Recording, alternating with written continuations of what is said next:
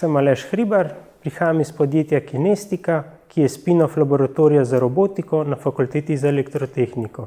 V podjetju Kinestika se ukvarjamo z razvojem, proizvodnjo in prodajo naprav na področju biomedicinske in rehabilitacijske tehnike. Z našim prvim produktom, ki se imenuje BIMEO, želimo pomagati pacientom, ki so preživeli možgansko kap pri rehabilitaciji zgornjih okončin. Sistem BIMEO meri gibanje rok v prostoru in informacije brezžično posreduje na osebni računalnik. Pacient na osebnem računalniku z gibanjem rok igra igre, ki so zasnovane tako, da pacienta spodbuja k vadbi. Po drugi strani se celotno gibanje in napredek pacienta beleži in shranjuje. Na ta način je omogočen objektiven pogled v stanje in napredek pacienta. Naša konkurenčna prednost je patentirana tehnologija in algoritmi, s pomočjo katerih je omogočena bolj efektivna terapija in spremljanje pacienta.